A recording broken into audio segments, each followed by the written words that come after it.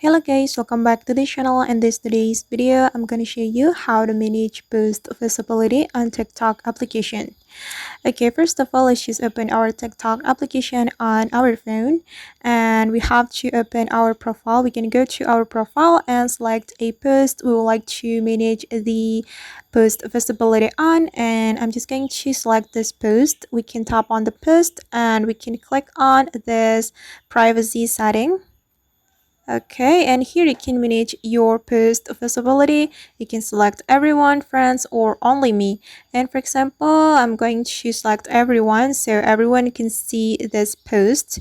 Okay, and now my post visibility has been changed. And I'm going to show you how we can manage a post visibility before we upload a post to our TikTok. We can tap on this plus button, and for example, I'm going to upload a photo from my device. I'm going to upload this photo to be my TikTok post. Then we can click on the settings, tap on the settings icon, and here you can manage your post visibility. For example, I'm going to select friends. Okay, and then we can click on next and click on post to post this video or this picture. Alright guys, and that's how we can manage post visibility on TikTok application. I hope this tutorial will be useful for you. Thank you so much for watching and see you on the next video.